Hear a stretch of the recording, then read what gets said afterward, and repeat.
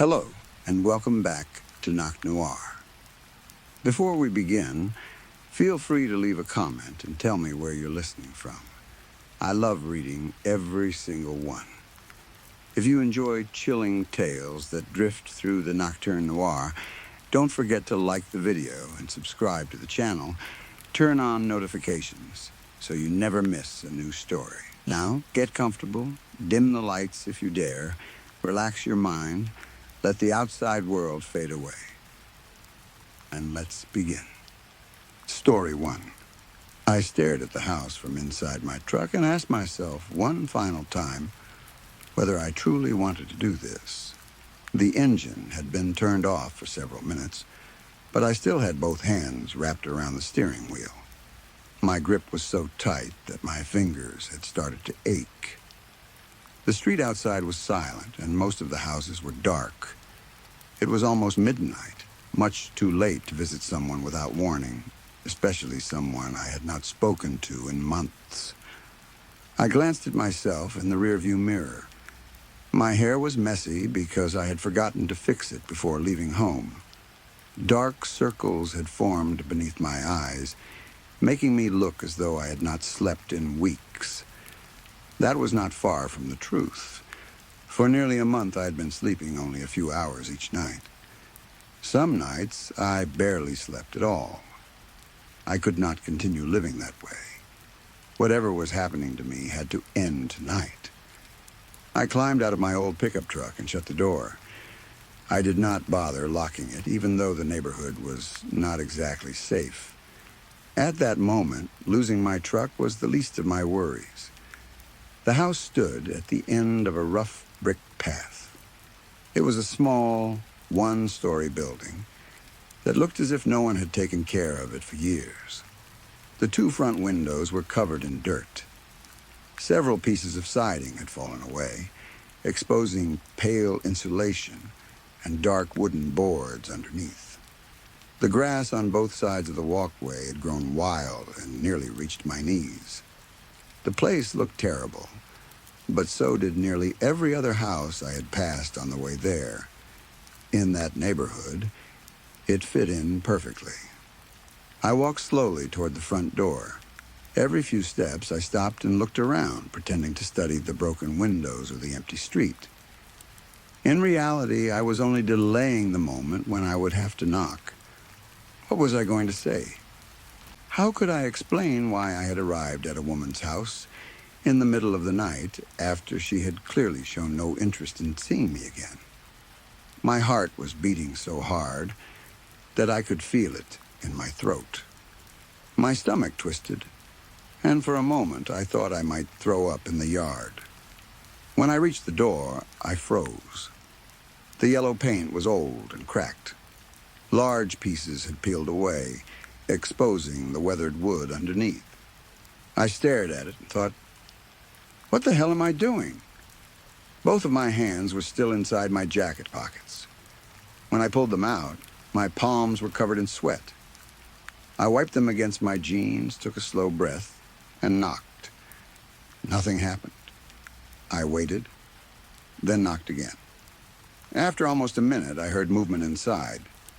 Heavy footsteps crossed the floor, followed by the familiar sound of a woman's annoyed voice. Who in the hell is knocking on my door in the middle of the night? I leaned closer. Hey, Julia. It's Ted. We went on a date a couple of months ago. There was a long pause. Ted. The door opened only a few inches before the chain lock stopped it. Julia stared at me through the narrow opening. She was still as beautiful as I remembered, even with the tired and irritated expression on her face. Her cheeks looked slightly sunken, and her shoulder-length black hair hung loosely around her face. She had always reminded me of the woman from Fight Club, though I had never told her that. I forced a smile. She did not return it. What do you want, Ted? She asked. I'm not interested, in case you couldn't tell.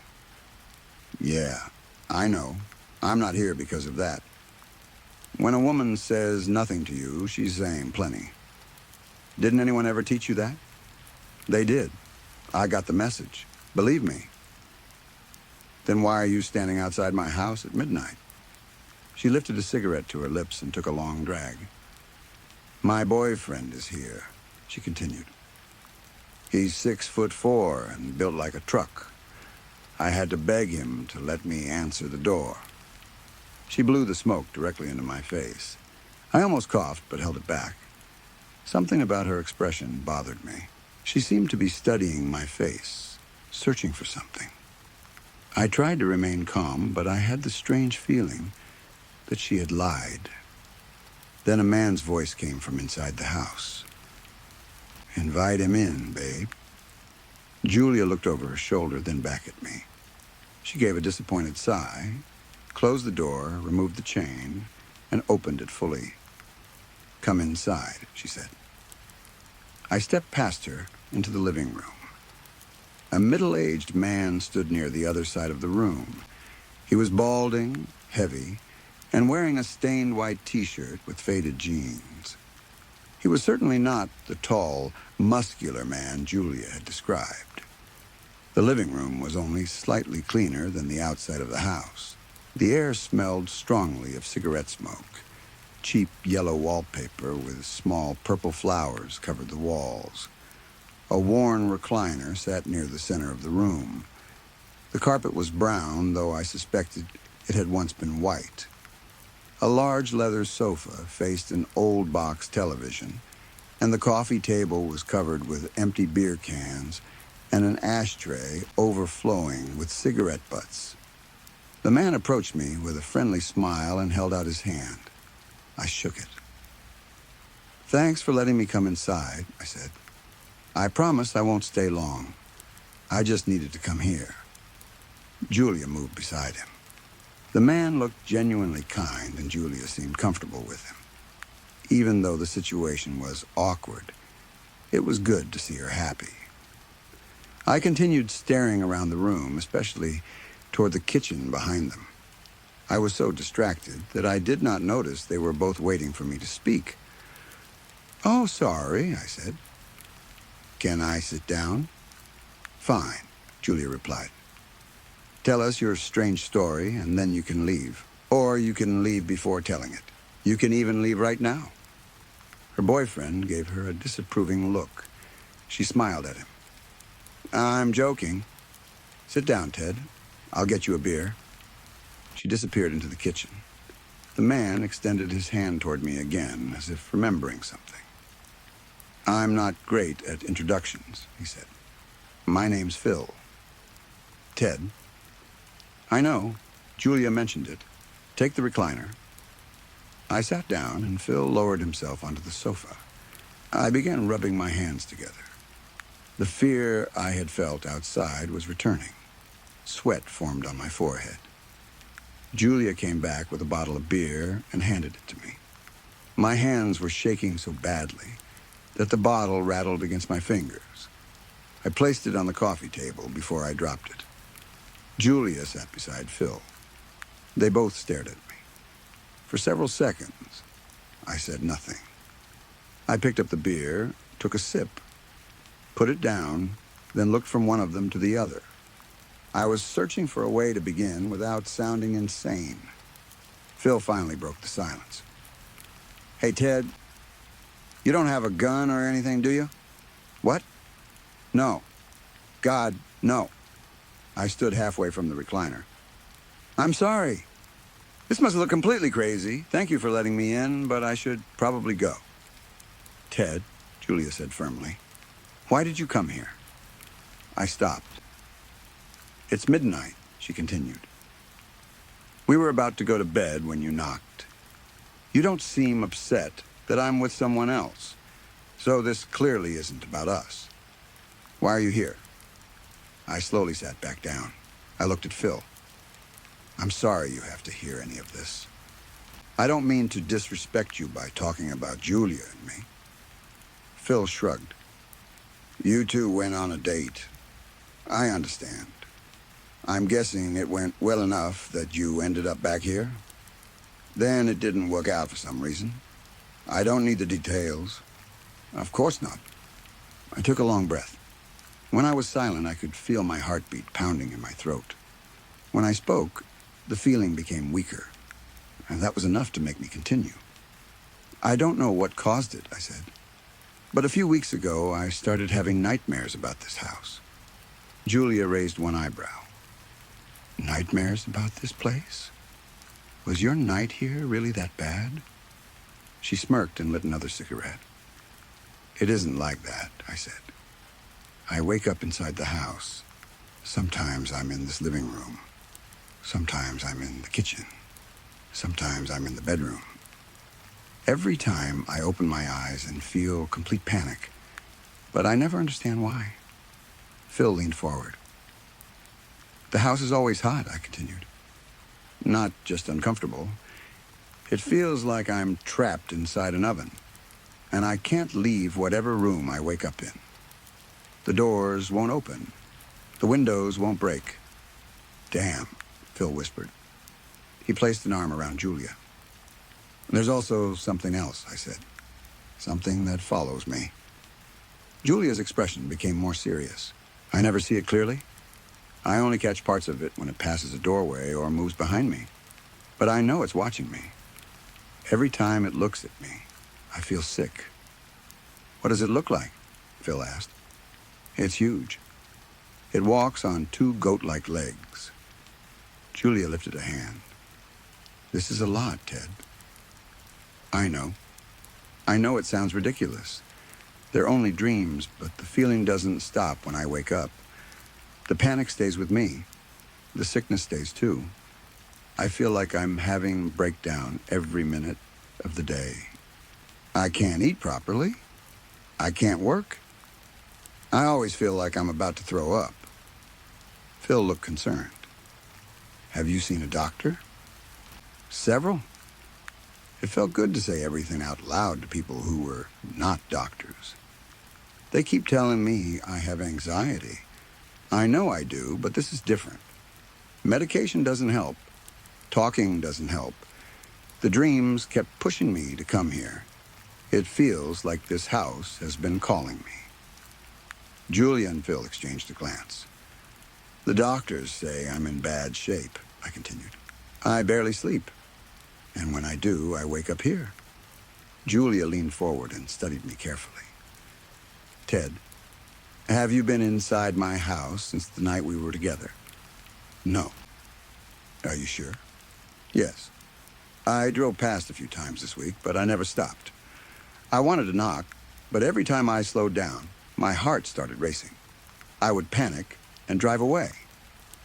I lifted my shaking hand for them to see. Even now, I can't stop. Why did you ask if I've been inside? I said. Julia looked toward the hallway. Things have been strange here lately. I can't explain it. There's something wrong with the basement. Phil turned to her. The basement? I haven't been able to go down there, she said. Every time I get near the door, I feel like something is waiting on the other side. She looked at me again. Have any of your dreams taken you into the basement? The door is at the end of the hallway. I didn't even know you had a basement, Phil said. Julia smiled at him. That's where that door leads. The last time I was here, I wasn't exactly given a tour of the house, I said. Julia laughed. I laughed too until I looked at Phil. He was staring at me with clear anger. I immediately realized what I had said and silently mouthed, I'm sorry. Phil rolled his eyes. He was annoyed, but allowed the moment to pass. You said you wake up in different rooms, he said. Does anything else happen? Is Julia ever in the dreams? Am I? No. I'm always alone. I paused and thought about the hallway. But lately, the closer I get to the door at the end of the hall, the worse I feel. Both of them looked uneasy. That's why I came tonight, I continued. I can't do this anymore. I don't want to sleep. I don't want to wake up feeling worse tomorrow. I don't want more blood tests or doctors telling me how many things are wrong with my body. I don't want to talk to another therapist who gives me pills that make me feel like a zombie. My stomach tightened again. I just wanted to stop. A wave of nausea hit me. I bent forward and buried my face in my hands.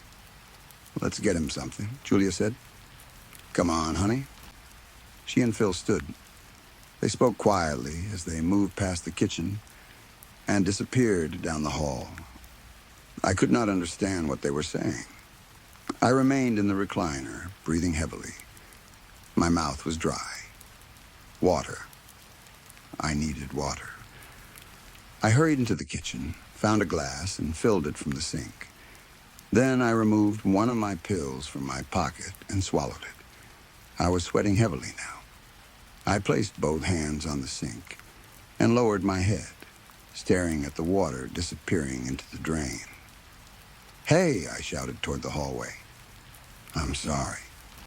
I think I should leave. This was a bad idea."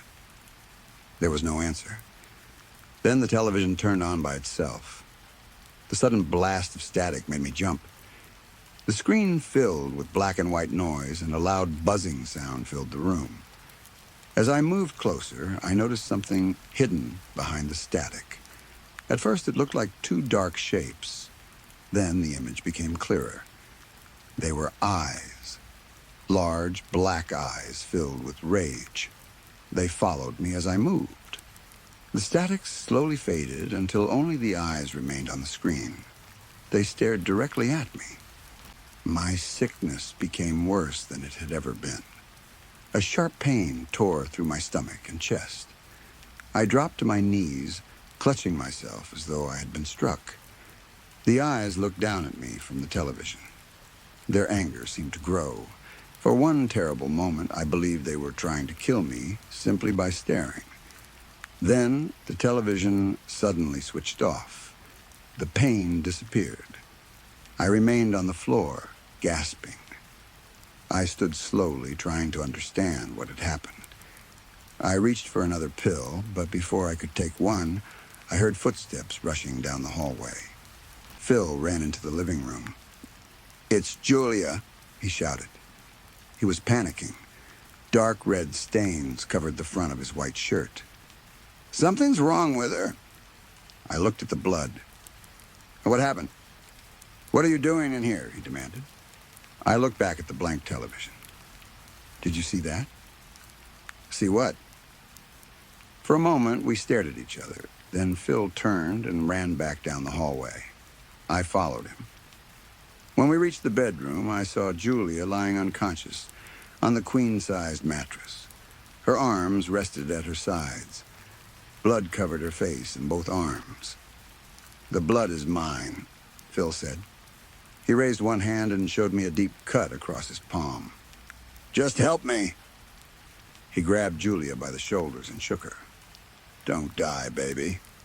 Please don't die." I stood near the door, trying to understand what I was seeing. That was when I noticed the candles. Long red and black candles covered the bedside table. Their wax had melted directly onto the wood. The bedroom looked completely different from how I remembered it. The last time I had been there, the walls had been plain white, with only a few dirty marks. It had reminded me of a cheap motel room in a bad part of town. Now, upside-down pentagrams and circles covered the walls in red and black chalk. Strange phrases had been written between them in languages I did not recognize. The most disturbing thing was on the floor on the far side of the room. Several small figures made from wicker, hay, and straw stood on a wooden board. 2 large circles had been carved into its surface. I moved closer and knelt down. 3 human-shaped figures stood inside the center circle. 2 were connected at the hands. Half of a red heart had been painted on each of them, forming one complete heart when they stood together. A 3rd figure faced them. It also had a heart painted on its chest, but its heart was gray. Another figure stood in the outer circle. It was not shaped like a person. It was little more than a long head with 2 dark, angry eyes painted across its face. My heart seemed to drop into my stomach. The nausea returned. I started to back away, but before I looked elsewhere, I noticed something important. The line separating the two circles was broken.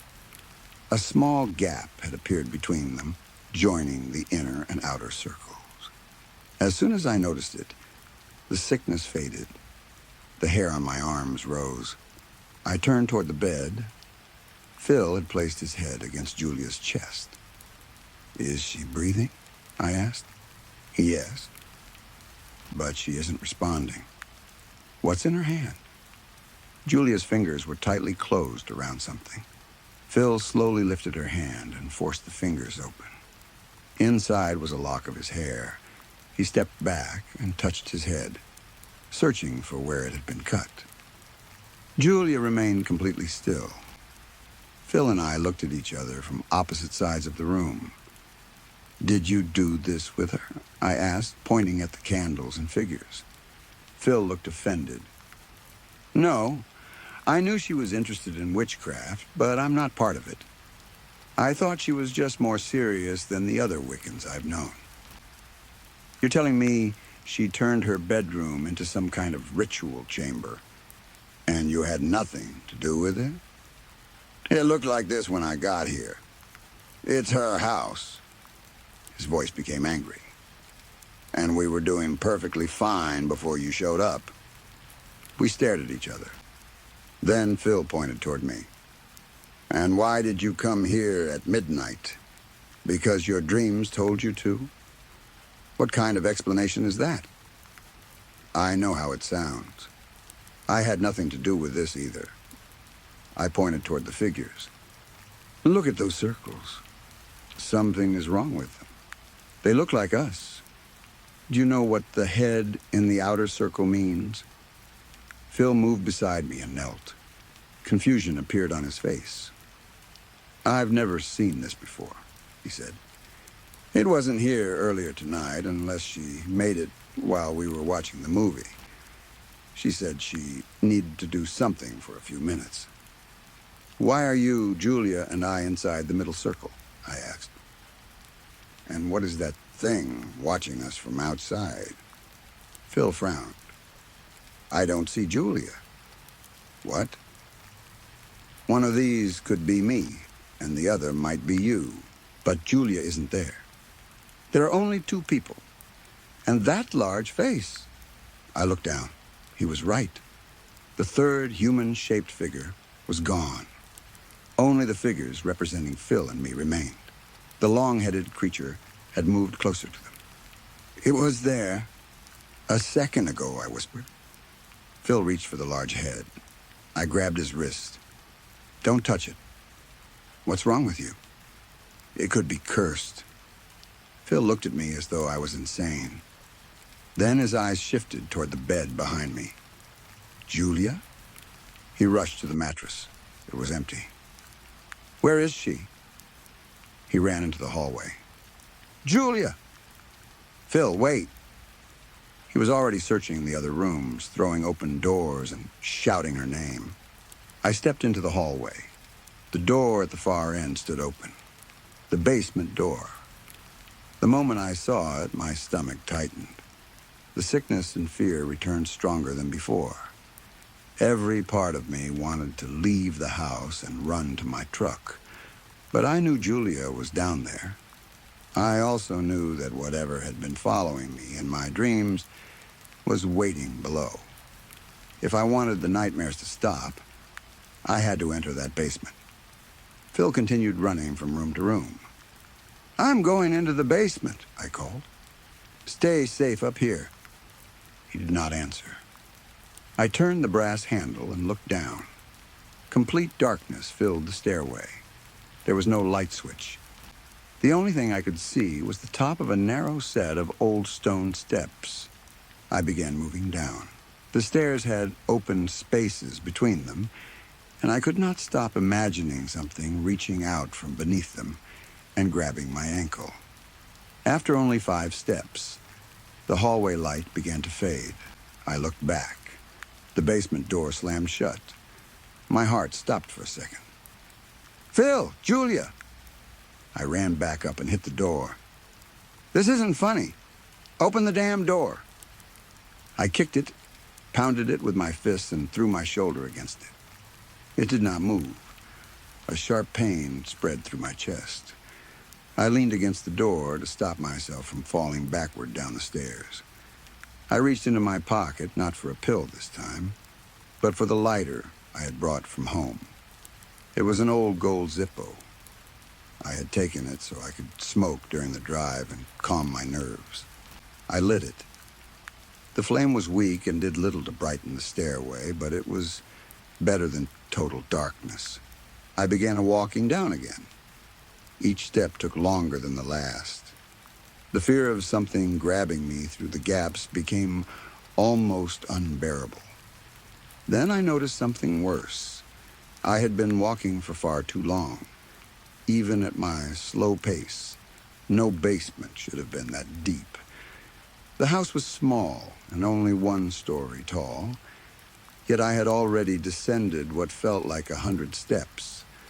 I considered turning around, but I could no longer see the door above me. There was nothing but darkness. Whatever had trapped me there was not going to let me go back. Eventually, my foot touched a concrete floor. Relief rushed through me. I almost dropped to my knees and kissed it. Then the feeling of being watched returned. I held the lighter in front of me. The flame revealed only a small circle of stained concrete. Beyond it was endless darkness. I walked forward, reaching out with my free hand, hoping to find a wall, a shelf, a support beam, anything. There was nothing. The room felt enormous, like an empty warehouse. I kept walking. Minutes passed, then perhaps an hour. I had no way to measure time. A new thought began to bother me. The lighter should have gone out. It had not been full when I arrived, and even a full lighter could not have burned for so long. Yet the small flame remained exactly the same. I wandered through the dark for what felt like miles. There were no walls, no objects, no marks on the floor that could tell me whether I was walking in circles. I was alone in an endless empty space. At last, I stopped. "Help!" I screamed as loudly as I could. My voice disappeared into the darkness without an echo. I waited. Nothing answered. I closed the lighter and sat on the cold floor, allowing the darkness to surround me. I put my face in my hands. I no longer cared what happened next. I only wanted the waiting to end. "He has given himself up," a deep voice whispered behind me. I did not turn around. I remained sitting cross-legged, the way children sit during school activities. Footsteps moved closer. Something heavy dragged across the concrete. Whatever was behind me placed something beside my body. I heard movement and reached into the darkness. My hand touched warm skin. Then I felt a heartbeat. A switch clicked. A bright bulb directly above me suddenly turned on. The light was so powerful after the darkness that I cried out and covered my eyes. When my vision cleared, I looked down. My hand was resting on Phil's chest. He was unconscious. His hands and feet were tied with rope, but he was alive. I looked around. The endless warehouse was gone. I was sitting in an ordinary basement with stone walls, exposed pipes, and a normal concrete floor. It was completely empty except for Phil, me, and the single light bulb above us. The stairs stood only a few feet away. There were not hundreds of steps. There were perhaps 12. Had the long descent even happened? Had I really walked for hours? I got to my feet and started toward the stairs. Then I saw 2 hooded figures sitting at the top. They were perfectly still, watching Phil and me. "They're ready," the larger figure said. The smaller one began descending. I backed away. With every step, more of the figure entered the light. When she reached the bottom, she removed her hood. It was Julia. "What the hell is happening?" I shouted. What did you do to Phil? What did you do to me? Julia smiled. It was not the smile I remembered. It was wide, cold, and cruel. She reached toward the rope tied around her waist and pulled out a double-edged ritual dagger. She pointed it at me. "Why are you doing this?" I asked. We slowly circled around Phil's unconscious body. "It needs to feed," she said. "It must be fed so Daddy and I can continue living." Her eyes moved toward the floor. Only then did I notice that Phil and I were lying inside two large chalk circles, just like the ones on the wooden board upstairs. 5 small, upside-down pentagrams surrounded Phil's body. A sudden pain exploded in my stomach. It was worse than the sickness I had experienced before. It felt as though a cannonball had struck me. I fell to my knees.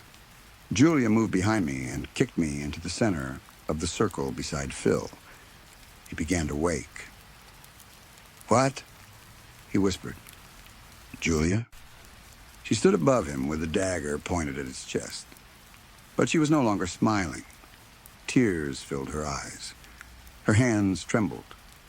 "Damn it," she whispered. Then she began crying.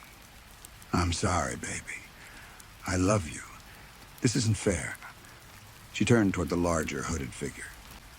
"Daddy, you told me he would stay asleep." Phil moved weakly. "What's happening?" The larger figure stood and began descending the stairs. "It's all right, child," he said in a deep, powerful voice. "It's all right." The man was enormous. When he removed his hood, I saw a large, bald head and a wide, sinister smile. His body was heavy, and his stomach pressed against the front of his robe. He wrapped his arms around Julia. She cried into his chest. He lifted her chin with one thick finger and forced her to look at him. "We've done this many times," he said. "I warned you not to form attachments." He looked at Phil and began laughing. His stomach shook with each breath. "He does not like waiting. Give me the knife. I'll begin." Julia handed him the dagger, then she held out one hand. The man sliced her palm without hesitation. Julia barely reacted. They both knelt near us. He placed her bleeding hand inside one of the pentagrams, near our heads. The white chalk immediately turned red and began glowing. Then the man cut his own palm and pressed it into another pentagram near our feet. That symbol glowed more brightly. Next, he grabbed my hand. I tried to pull away, but his strength was unbelievable. He forced my palm open as easily as an adult controlling a small child. The memory of my father dragging me away by the hands when I was young suddenly came back to me. I remembered being taken somewhere private before being shouted at or beaten. I felt just as helpless now. The large man cut my palm. I screamed. He smiled as though he enjoyed the sound. Then he placed my bloody hand inside the pentagram near my shoulder. It lit up even brighter than the others. The man reached for Phil. With one hand, he tore apart the rope binding Phil's wrists. Phil tried to resist, but he was too weak. The man cut his hand and pressed it into the fourth symbol. The light bulb above us cracked. Darkness filled the room except for the red glow coming from the 4 pentagrams. Only one symbol remained unlit. It was near my feet. Phil began moving more. "My hand," he groaned. "My damn hand." "Quiet," the large man said. "It is time." He returned the dagger to Julia. She slid it beneath the rope around her waist. They both moved toward the final pentagram. The chalk circle began to glow white. A crack appeared in the concrete floor. A large black hand pushed through. Its fingers ended in long black nails. The temperature rose quickly. Heat filled the basement, followed by thick steam rising from the opening. I did not have the strength to reach the stairs. Pain and fear kept me trapped beside Phil. The crack widened. A huge, dark shape began climbing from beneath the floor. Steam filled the room until I could no longer see what was happening only a few feet away. For several seconds, everything became silent. Phil reached toward me. "What is happening?" he whispered. I looked into his frightened eyes. Before I could answer, something grabbed my lower leg. The grip was more powerful than anything I'd ever felt. My ankle shattered. I screamed as it dragged me toward the opening. The hand around my leg felt burning hot. It lifted me from the floor until I was hanging upside down. Through the steam, I began to see the creature. Where its feet should have been, there were large black hooves. Above them were two long, goat-like legs. "No!" I screamed. "This can't be real." It was the creature from my dreams. It had been calling me to that house, and I had been stupid enough to answer. Its upper body was long and almost human, but its head looked like a twisted horse's skull. Two horns rose from the top. Its eyes were completely black. They were filled with hatred and disgust. The creature leaned closer and sniffed me loudly. Then it opened its mouth. Two rows of sharp teeth filled its jaw. A long, snake-like tongue slid out and licked the blood running from my broken ankle. I knew I was about to die. I stopped fighting and closed my eyes. The creature made a low sound of disappointment. Then it swung me through the air as though I weighed nothing. My body crashed into Julia. She screamed and fell. The ritual dagger slipped from her belt and landed near the center of the circle. "No!" the creature hissed. It released me and grabbed Julia. She reached for the dagger, but the creature dragged her into the steam too quickly. "Daddy!" she screamed. "Help me!" Her father stared into the mist. For the first time, his smile disappeared. While everyone was distracted, I searched for the dagger. Phil was on his hands and knees, slowly moving toward it.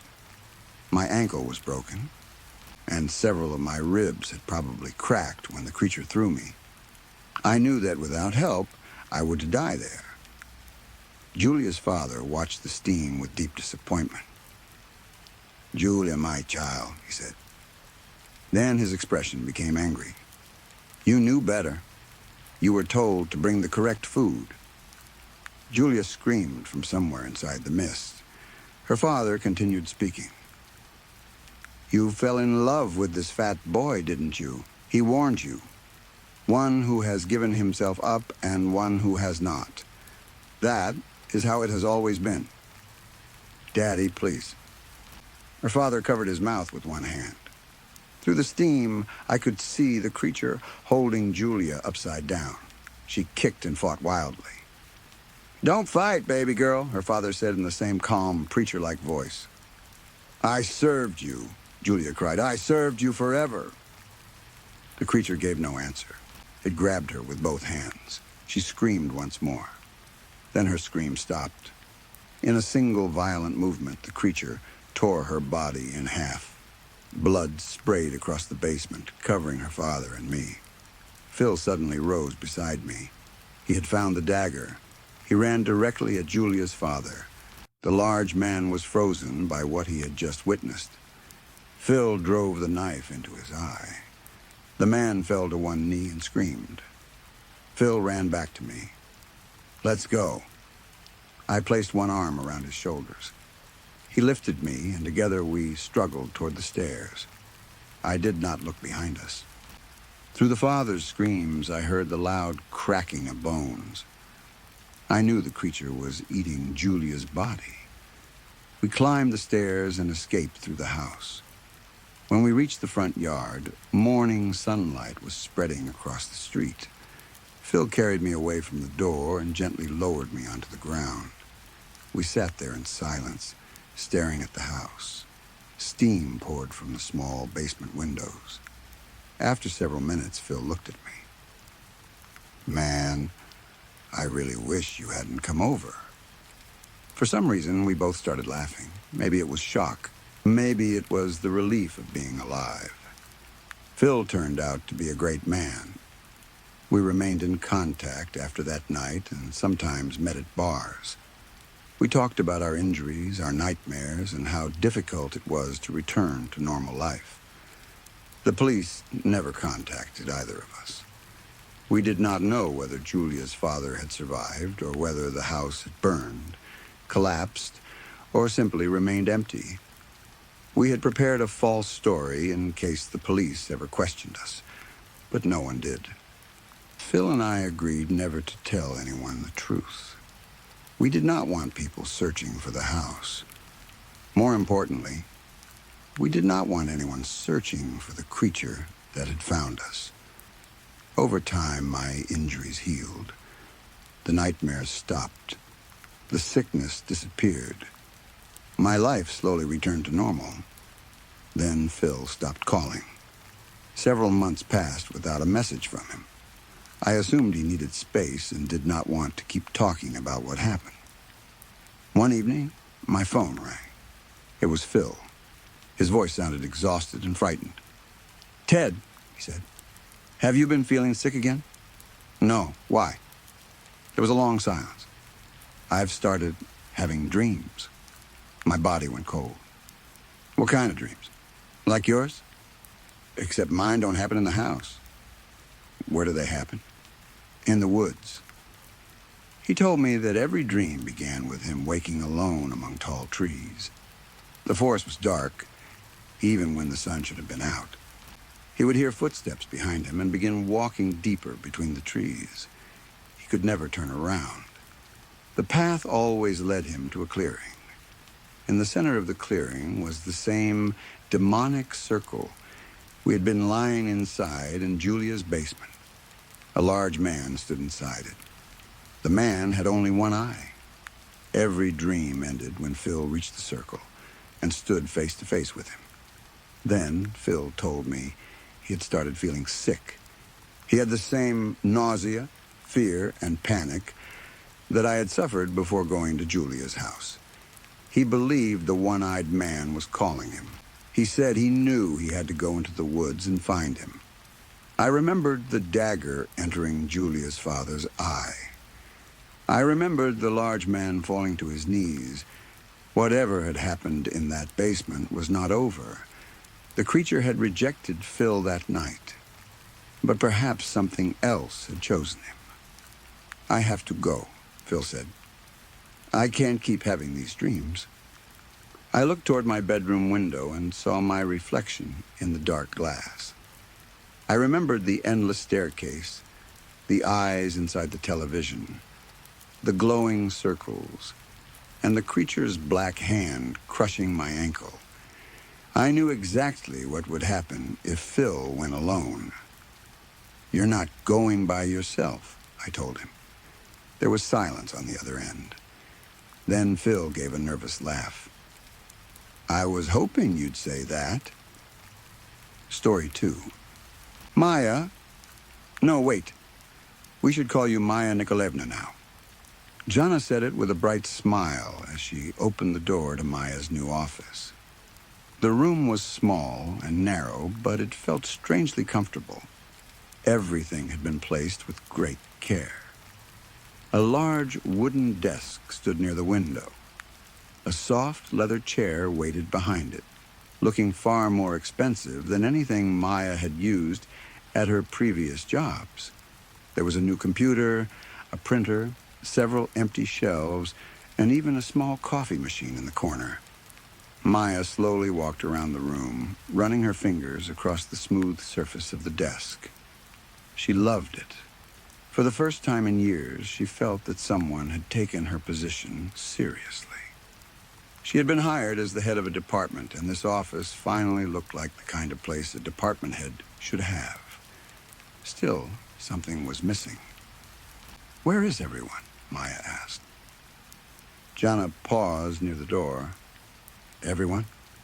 "My team. The employees in my department." "Oh, them." Jana gave a soft laugh. "They all work remotely. The board decided it was better that way. She leaned against the doorframe, still smiling. You'll have peace here. No one will distract you or fill your head with nonsense. All communication will go through me. You'll send me the work, and I'll pass it on to the others. At first, Maya felt relieved. She had no desire to share another office with loud, careless people. Her previous jobs had been terrible. She had never been allowed a moment of privacy.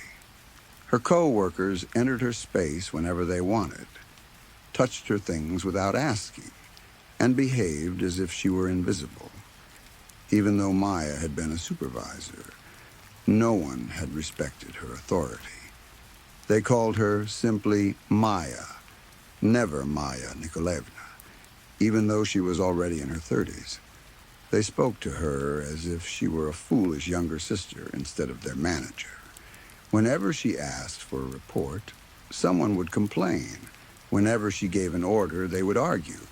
Sometimes they shouted, slammed folders on her desk, or acted as if she had personally insulted them by asking them to do their jobs.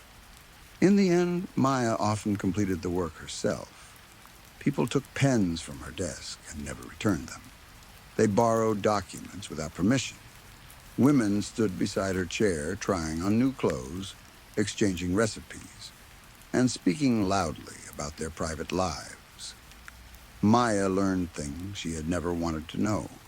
She knew which co-worker's husband was cheating. She knew whose child had stomach problems. She knew who had fought with her mother-in-law and who had not paid the electricity bill. They discussed these things while Maya sat only a few feet away, almost as if she were a piece of furniture. Every evening, Maya returned to her apartment feeling exhausted and ashamed. She hated them, but she hated herself even more because she could never force them to stop. Her therapist said the problem had begun in childhood. Maya had always found that explanation too simple, but she could not deny that the memories still controlled her. She remembered kindergarten more clearly than she remembered most of her adult life. The smell of boiled milk still made her sick. Every morning, the children were forced to drink it while it was warm. A thick skin floated on the surface, pale and slimy. Maya could barely look at it without gagging. One morning, Valentina Ivanovna, the teacher, stood over her and ordered her to drink. Maya tried. The skin touched her tongue. She swallowed once, gagged, and vomited across the table. Valentina Ivanovna screamed as though Maya had committed a terrible crime. She made Maya remain inside while the other children went outside to play. Maya sat alone in the empty classroom, listening to their happy voices through the window. She did not understand why she was being punished for something her body had done without permission. Then there was Slavik. He was a boy with a constantly running nose. He wiped it with his bare hand, leaving his fingers wet and shining. During walks, the children had to stand in pairs and hold hands. Valentina Ivanovna always placed Maya beside Slavik. Maya would hide both hands behind her back, but the teacher noticed everything. She would pull Maya out of line, force her hand into Slavik's dirty palm, and tell her to stop acting spoiled. If Maya refused, she was placed in the corner while the elderly assistant complained about difficult children. Maya also remembered waking after the afternoon nap with her hair tangled around her face. She saw Valentina Ivanovna gently brushing another girl's hair. The girl was called Ninochka. The teacher smiled while gathering Ninochka's hair into a high ponytail. Her movements were slow and kind.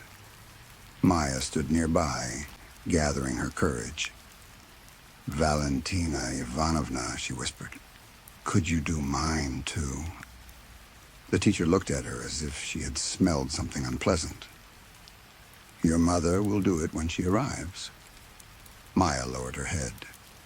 Her mother would not do it. Her mother was always in a hurry.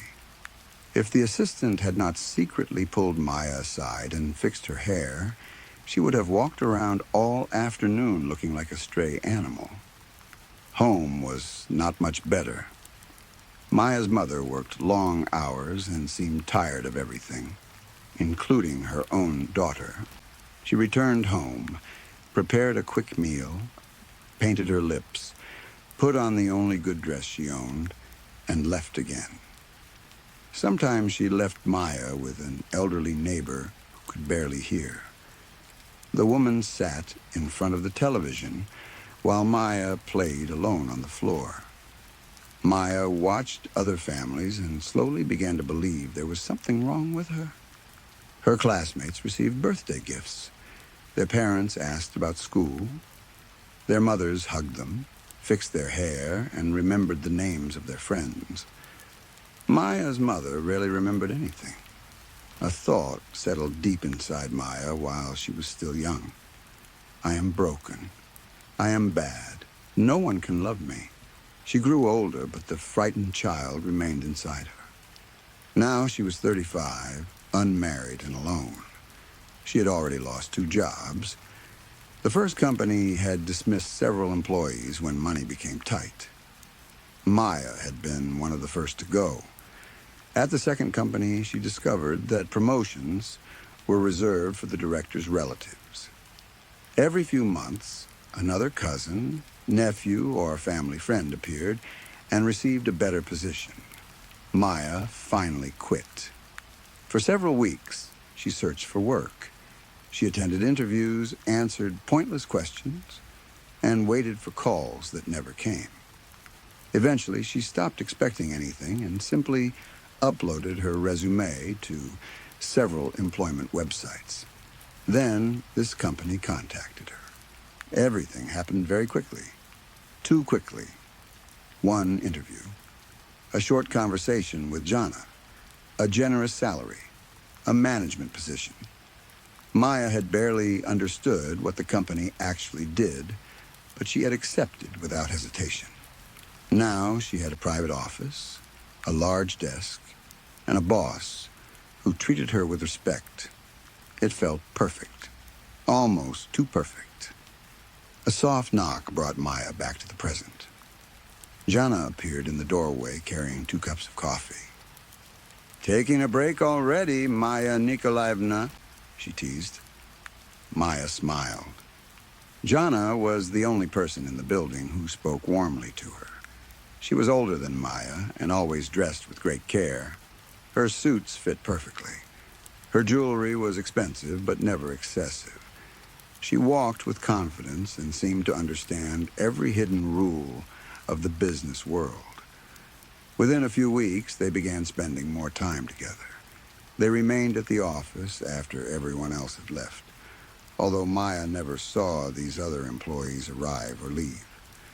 They drank coffee, spoke about their childhoods, and shared painful stories. Jana claimed she had also suffered through a cruel relationship.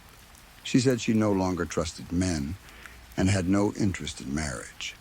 Maya believed they understood each other. For the first time in years, she felt that she had a real friend. Jana guided her through every part of the job. She explained which forms to sign, where to send reports, and what information the board expected. There was never much real work. Some days, Maya received only 1 or 2 documents. Jana always told her not to worry. "You are being paid for responsibility, not for the number of papers you touch," she said. Then Jana decided Maya needed a man. Maya refused immediately. "No, absolutely not. You haven't even heard who he is. I don't care who he is. He's my brother. That makes it worse. If something goes wrong, I'll lose both of you." Jana laughed and continued pressing her. Her brother's name was Boris. He had been abroad for a long time and had recently returned. According to Jana, he was intelligent, wealthy, cultured, and lonely. Maya invented every excuse she could think of. She was tired. She had a headache. She needed time. She was not ready. She did not have the right clothes. Jana ignored them all. Maya's romantic history gave her good reason to be afraid. Her first experience had been when she was 21. She was a student working on her final thesis. Her advisor was much older and already married. Before him, men had rarely noticed her as a woman. Male students treated her like one of their friends. They joked with her and asked for help, but they never invited her on dates. Her advisor changed that. He praised her intelligence. He looked at her for too long. He touched her shoulder while reading her work. He told her she had beautiful eyes. For the first time, Maya began wearing makeup. She spent long minutes in front of mirrors and wondered if she might actually be attractive. Their relationship began secretly. Maya remembered sitting on his lap in his office, holding him tightly. "You won't leave me, will you?" she asked. "We'll get married?" He kissed her hair. "You are unlike anyone I have ever known." "But will we get married?" "Of course. First you finish your thesis. Then I'll help you find a good position. After that, we will deal with everything." Maya believed him. The lies ended when his wife discovered the affair. The woman arrived at the university and created a public scene. She called Maya names in front of students and teachers. The advisor refused to protect her. 1 month before defending her thesis, Maya was forced to transfer to another college. She lost an entire year. Years later, she met another man. He was kinder and closer to her age. Their relationship seemed normal. They became engaged and planned a wedding. The day before the ceremony, Maya suddenly remembered that she had forgotten to collect her maid of honor from the train station. She was busy and asked her fiancé to go instead. Neither of them returned until the following morning. Maya saw the truth immediately. Her friend could not meet her eyes. Her fiancé spoke too quickly, saying they had rushed into marriage and needed more time to understand their feelings. There was no wedding. After that, Maya stopped trusting everyone. No men, no friends, no chances to be hurt again. Then Jana entered her life and slowly opened the locked doors inside her.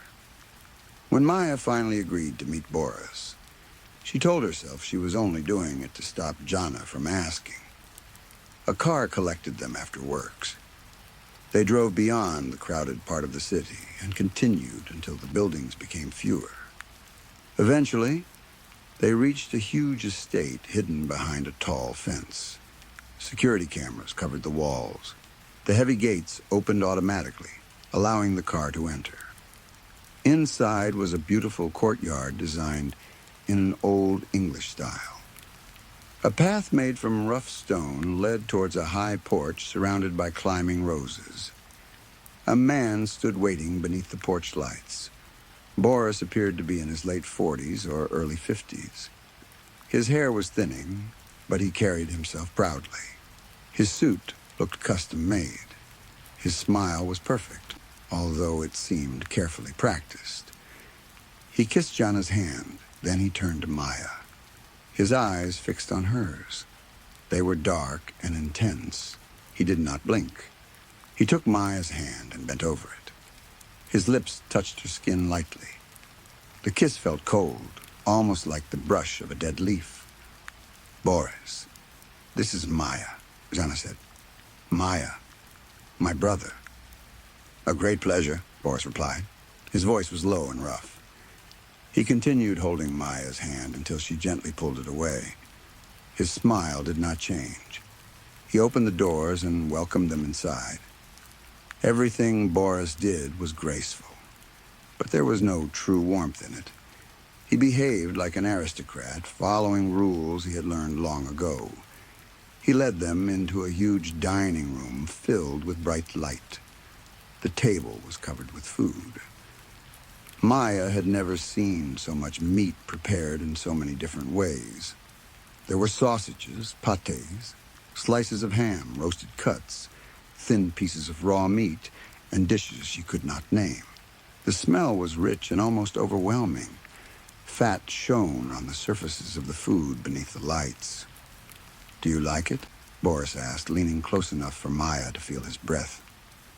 "It looks incredible," she said. "Did you prepare it?" "Are you a chef?" Boris suddenly laughed. The sound was much louder than she expected. As his mouth opened, Maya noticed his teeth. They were small, sharp, and crowded closely together. For a moment, they reminded her of a shark. "No," he said. "Cooking is only a hobby." He picked up a small piece of bread topped with a thin, almost transparent slice of raw meat. Drops of lemon juice shone across it. "Try this." Maya's stomach tightened. She did not like raw meat, but she was afraid of appearing rude or unsophisticated. She closed her eyes and placed the entire piece in her mouth. The flavor surprised her. It was soft, rich, salty, and slightly metallic. It almost melted against her tongue. "It's good," she admitted. "I knew you would appreciate it." The evening became dreamlike. They drank champagne while Boris spoke about food. He knew strange details about anatomy and described secret methods used to prepare rare meat from distant places. Maya understood only half of what he said, but his voice held her attention. Later, Boris guided them into the garden. The scent of roses was heavy in the night air. He touched Maya's elbow whenever the path became dark. She began to feel like a woman from an old film, walking through a private estate beside a wealthy gentleman. The champagne softened her thoughts. For once, she felt calm. They reached the swimming pool. Lights beneath the water gave it a bright blue glow, but the darkness surrounding it made the color look unnatural. "Let's swim," Jana cried. Before Maya could respond, Jana removed her robe. She was naked beneath it. She jumped into the pool, sending water across the stone. The wave struck Maya and Boris. Maya's dress became soaked instantly. The wet fabric clung tightly to her body. She folded her arms over herself. Boris watched her without hiding his interest. "You're already wet," he said. "Take it off and join us. No one can see you here." Maya hesitated. Jana gripped the edge of the pool. "If you don't jump, I'll come and pull you in." "No, I'll do it," Maya said quickly. She removed the wet dress with difficulty. Standing in her underwear, she moved towards the water. Boris was already naked. He took her wrist. His grip was stronger than she expected. "Take off the rest," he said. "We are all family here." Maya stared at him. His eyes felt heavy and demanding. The alcohol had made her weak and confused. She wanted to refuse, but the words would not come. Slowly, she removed the last pieces of clothing. Shame burned across her skin. She threw herself into the pool before either of them could continue looking at her. The next morning, Maya woke suddenly in a large bed. Memories returned in broken pieces. The pool, more champagne, Boris's hands, a dark hallway. She pulled the silk blanket over her face, leaving only her eyes uncovered. She remained there for 10 minutes before forcing herself to rise. Her clothes were gone. A robe had been placed beside the bed. Maya put it on and walked downstairs. A silent maid met her in the hall and handed her an envelope. Inside was a short note from Boris. "Urgent business. I could not drive you home. I will call." Maya felt relief when she learned he was not in the house. She was too embarrassed to face him. She refused breakfast. The maid brought her simple clothes, and Maya dressed quickly. A chauffeur waited outside. Far below the main rooms of the estate, Boris sat in a dark, private room. Puccini played softly through hidden speakers. He rested in a deep leather chair with a cigar between his lips. Jana stood outside the door, looking through a narrow opening. She was trembling. She knew Boris hated being disturbed. No one entered his private room without permission, but she could not stop herself. Nausea twisted inside her stomach. Thick saliva filled her mouth. Her muscles shook violently. Finally, she pushed the door open and stepped inside. The carpet was so soft that her footsteps made no sound. An antique desk stood near Boris. Marble heads of Julius Caesar and Marcus Aurelius rested on its polished surface. For one wild moment, Jana imagined lifting Caesar's heavy marble head and bringing it down on Boris's skull. The thought caused a small, nervous laugh to escape her. Boris opened his eyes. The look he gave her was filled with disgust. "How did you get in here?" he asked quietly. "Get out." "Boris, please." Jana dropped to the floor and grabbed his ankles. "I did everything you asked. She took the bait. She belongs to us now. She's a Virgo. She's healthy. She has clean skin and good teeth. Just the way you like them." Boris's expression did not soften. "Please," Jana continued. "I'll do anything." He kicked her in the face. The force threw her backwards. "You useless animal," he said. "How many times have I told you not to come near me until I call?" "Please give me something," she cried. Blood ran from her nose. "Just one dose. Please, I can't stand it." The door opened. A huge man entered. His face showed no emotion. He caught Jana by the arms and dragged her out while she screamed. Boris calmly finished his cigar. It amused him how quickly desire could turn into disgust. There had been a time when he wanted Jana. He had followed her, studied her, and waited for an opportunity to control her. That opportunity came through a mistake at an illegal transplant sorting center. Jana had become involved in something she should never have seen. Boris used the situation to break her. Then he made her dependent on drugs. Once she was addicted, she became obedient. He never fully trusted her. He knew she was intelligent and cruel enough to destroy him if she ever gained power. That was why he sometimes refused to give her a dose. He enjoyed watching her suffer. It reminded her who controlled her. Boris walked to a monitor and switched it on.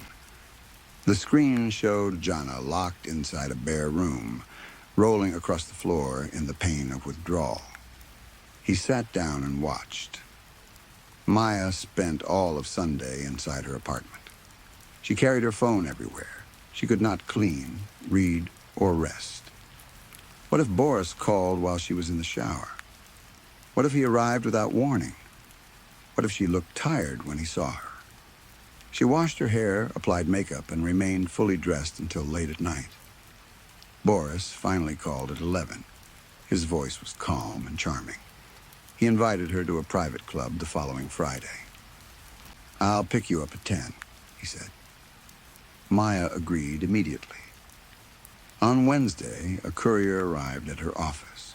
He carried a huge bouquet of dark red roses in a large box. Inside the box was a black evening dress made from expensive silk. The material moved through Maya's fingers like water. A note rested on top. "Maya, please accept this small gift. I want you to wear it on Friday. Boris." Maya held the dress against herself and smiled. Jana stood silently in the doorway. She had changed since the weekend. The warmth had disappeared from her face. Dark shadows surrounded her eyes, and she looked thinner. "Are you all right?" Maya asked. "Just a small illness," Jana replied. Her lips moved in a weak imitation of a smile. On Friday evening, Boris called Maya and told her a car was waiting downstairs. He would meet her at an abandoned motel near the highway. The location seemed strange, but Maya did not question it. Her need to be wanted had silenced her fear. She was already deeply attracted to him. The motel stood at the edge of the city. Most of its windows were broken, and weeds filled the parking lot. Boris's car waited near the dark building. The chauffeur helped Maya into the back seat. The silk dress was tight around her legs, and her high suede shoes made it difficult to move. The inside of the car smelled strongly of Boris's cologne. He sat in the shadows. Without speaking, he leaned forward and kissed her hand. They drove for a long time. Eventually, the road became narrow and empty. Trees pressed close on both sides. The car stopped beside a windowless concrete building hidden behind thick plants. Boris held out a small velvet box. "Wear this," he said. "I want everyone to see how brightly you shine tonight." Inside was a diamond necklace. It was the most beautiful piece of jewelry Maya had ever seen. She stared at it. Boris removed it from the box and fastened it around her neck. His fingers were cold. "A birthday gift," he whispered. "Your birthday is soon." Confusion passed through her. She had never told him when she was born. Then she remembered that Jana had asked questions about her star sign and personal history when she joined the company. Jana had been strangely pleased when she learned that Maya was a Virgo and had no close living relatives. The thought bothered Maya, but only briefly. They stepped out of the car. The September air was cold and clear.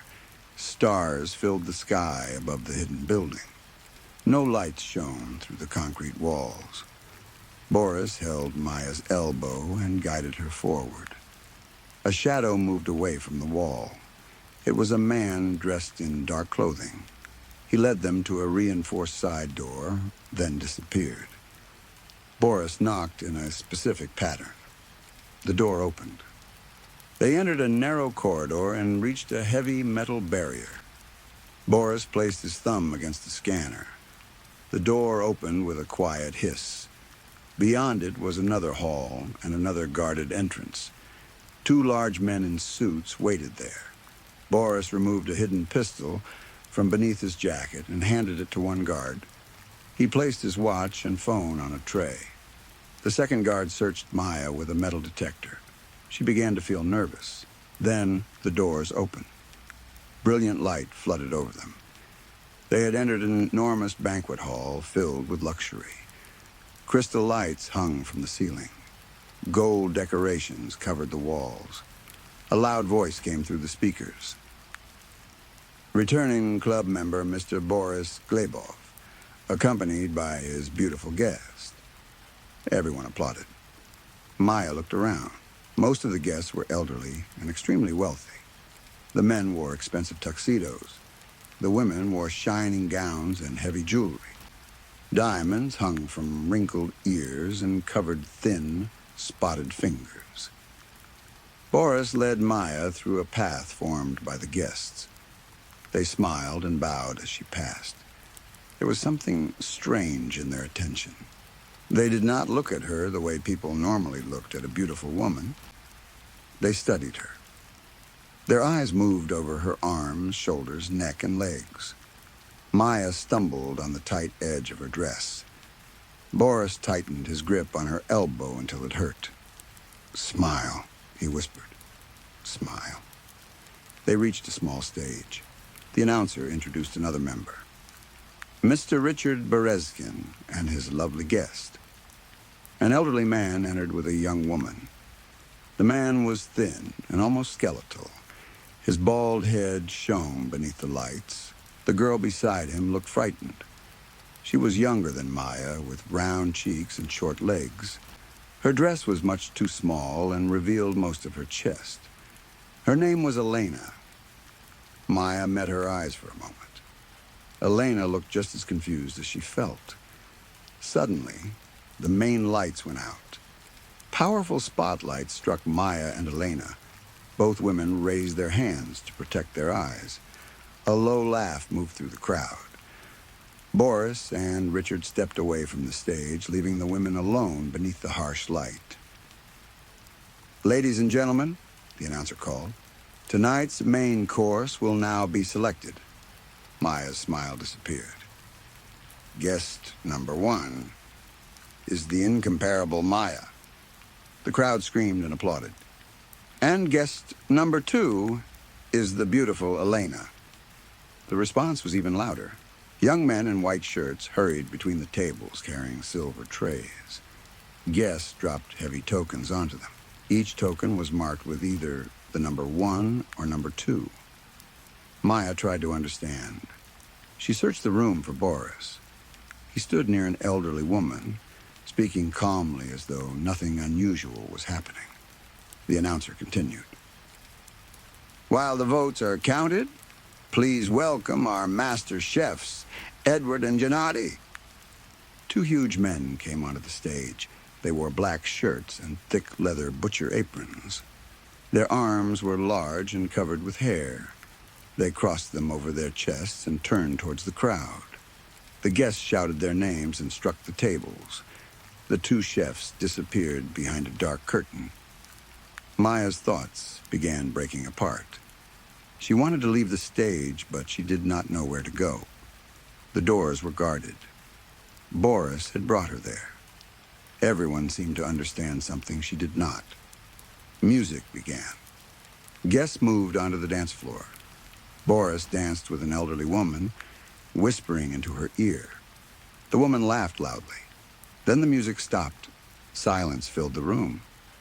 "The results have been counted," the announcer said. A long pause followed. "The winner of tonight's dinner is the beautiful Elena."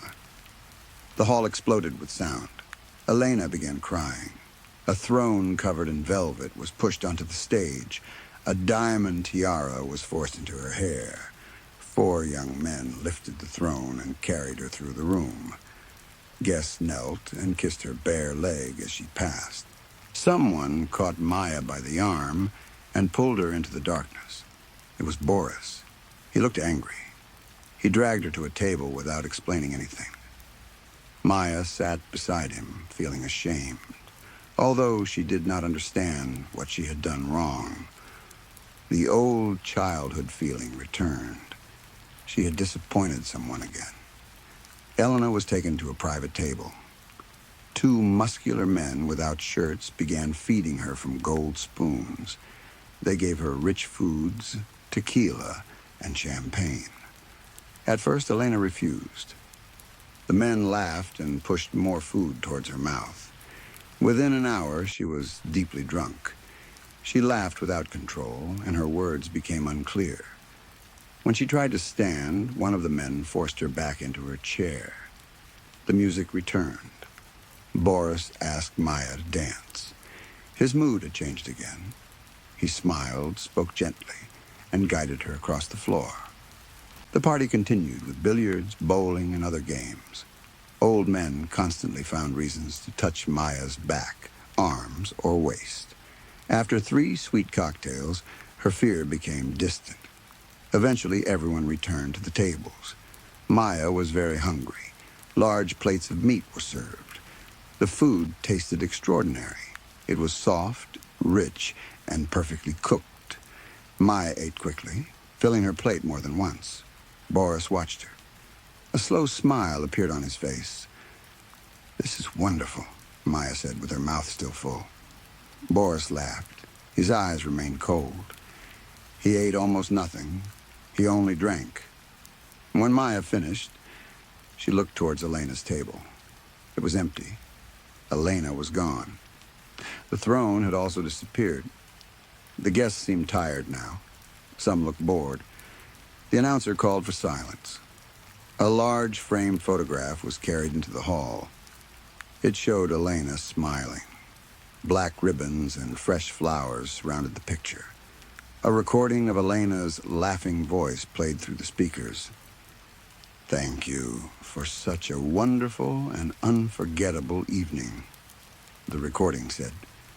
The crowd applauded together. Maya felt cold. She looked at Boris, but he did not react. The announcer then honored Richard Berezkin.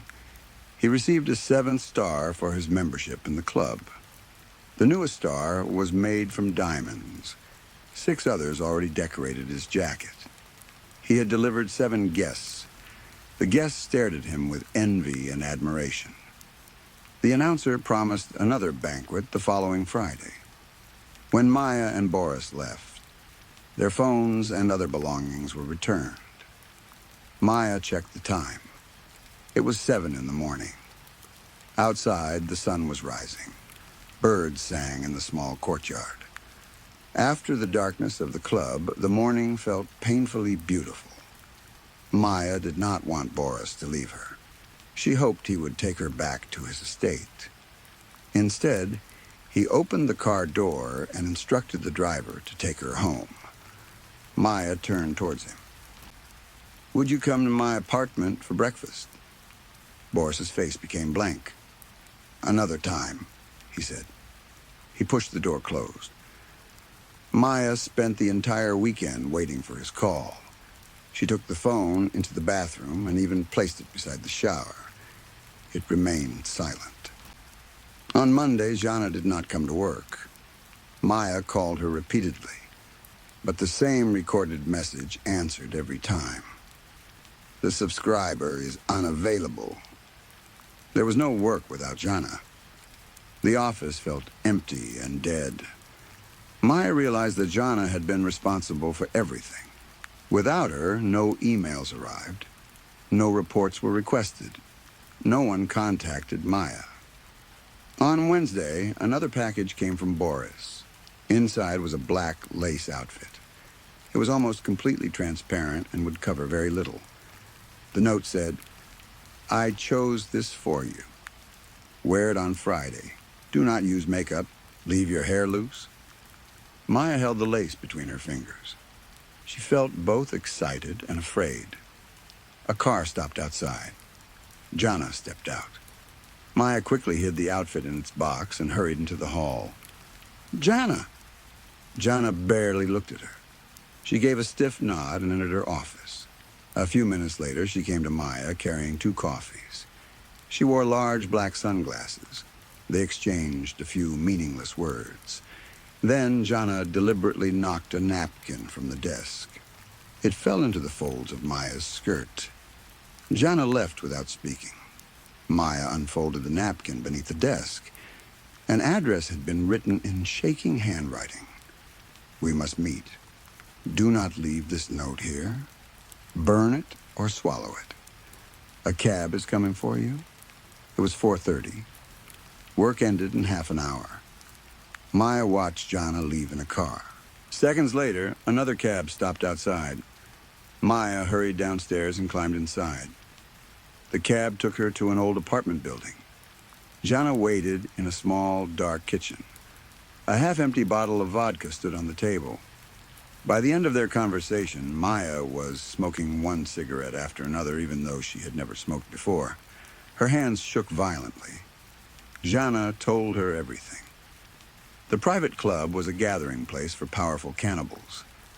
Politicians, billionaires, business leaders, and criminals paid huge sums to attend. The women brought to the banquets were not guests, they were food. The vote determined which woman would die that night. Elena had been killed after she was taken from the hall. Her body had been prepared by the 2 chefs and served to the guests. Maya had eaten part of her without knowing it. Maya vomited into the sink. She fainted twice while Jana explained. The second time happened after Jana showed her a photograph on her phone. It was a wall inside the club where portraits of selected future victims were displayed. 2 pictures appeared side by side. One was Elena. The other was Maya's official photograph from work. "Do not think I'm saving you because I care about you," Jana said. Her voice was thick from alcohol. "I want to destroy Boris." She removed her sunglasses. Maya saw terrible bruises around her eyes. They were yellow, purple, and black. "He took everything from me," Jana continued. He broke me. He made me dependent on drugs. He turned me into an animal who begs at his feet. Her teeth pressed together. If this works, he will burn. But you must leave as soon as I go. She pulled a plane ticket from her purse and placed it on the table. The flight left at 10:05 that night and was headed to Moscow. Then Jana placed 2 thick bundles of money beside it. This will help you disappear. What about you? Maya whispered. I disappeared a long time ago. Jana drank directly from the bottle. Do not call me. Do not try to find me. She laughed, but there was no happiness in the sound.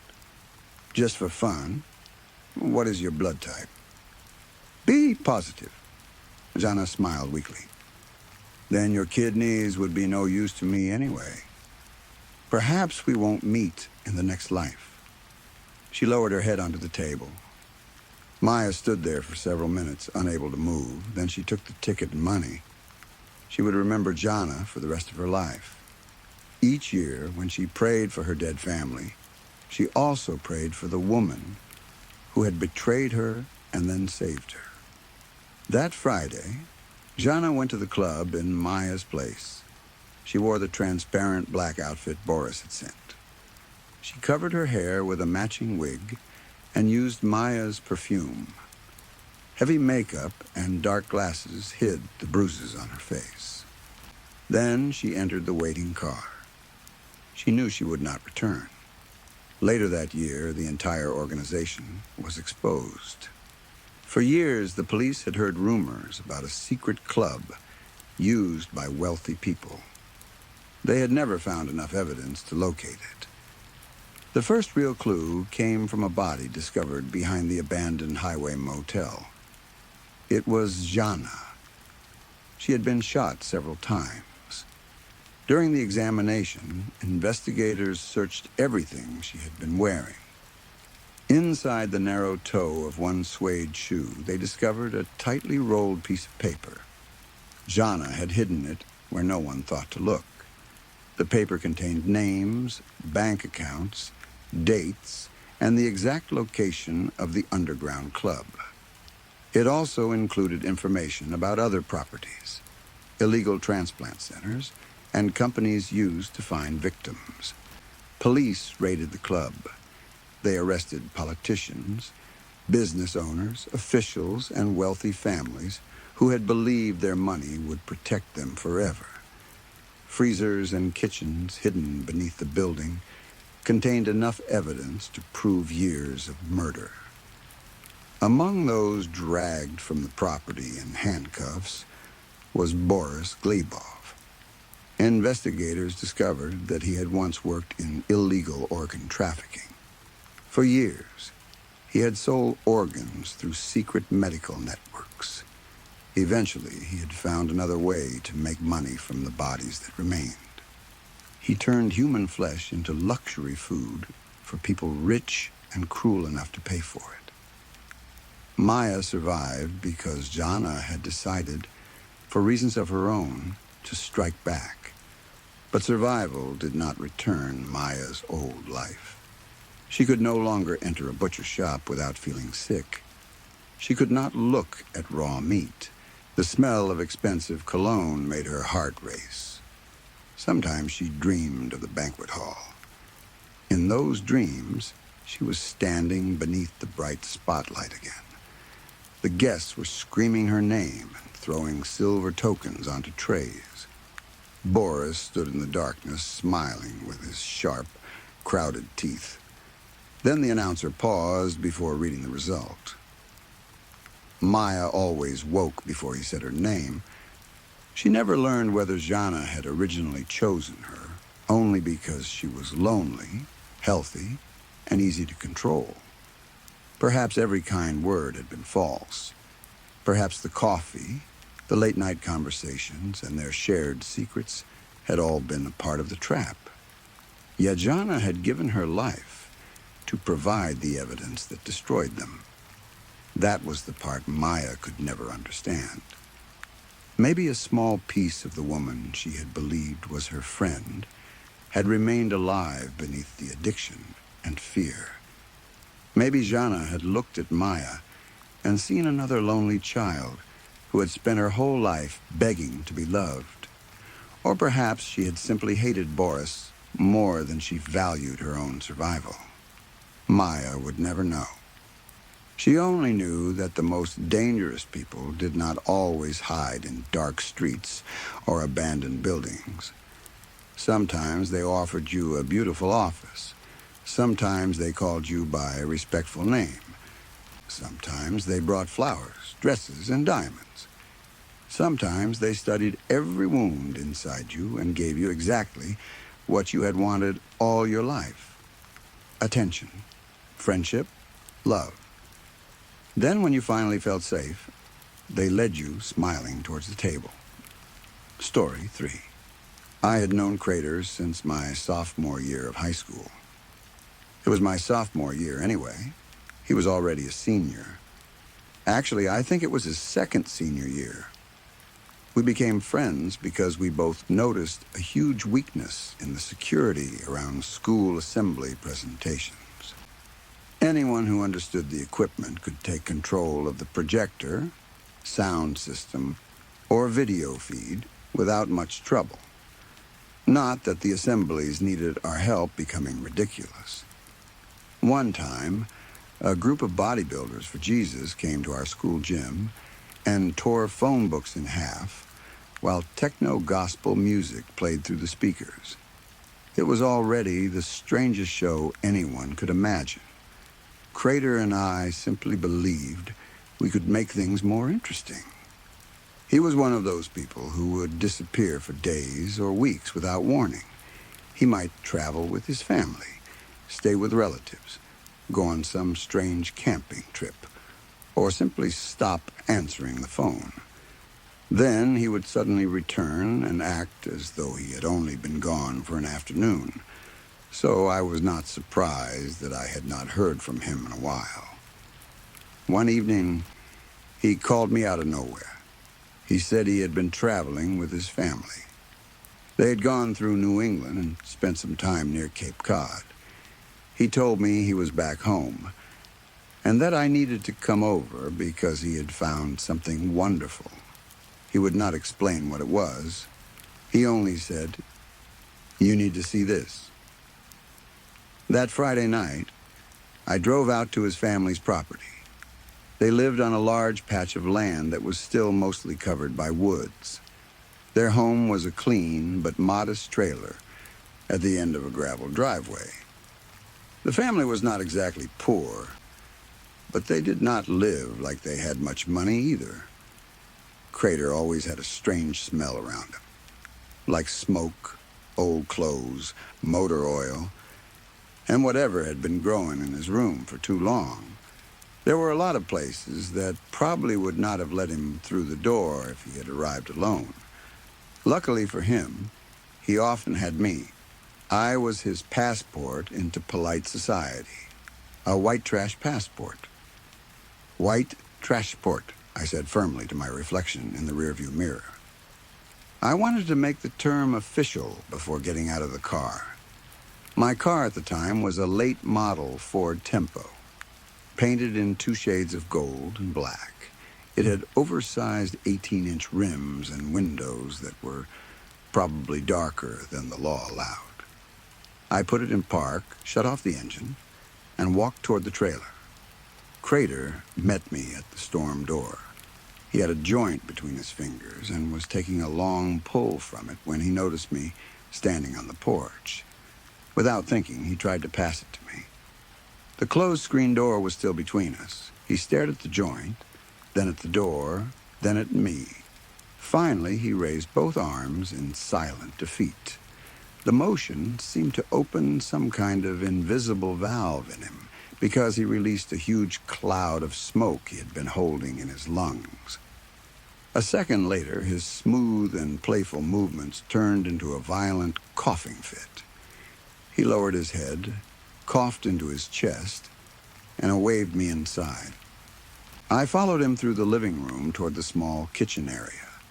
The trailer had a window cut into the wall between the kitchenette and the living room, making it look like a tiny bar.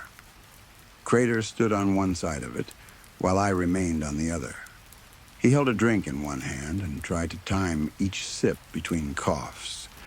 With his other hand, he pushed a cassette tape across the counter toward me. It was inside a normal plastic case. The cover was mostly white and showed a dark image of what looked like an old stone grave or some kind of death sculpture. Above it, printed neatly in black letters, was the word closer. I looked at the tape, then at Crater.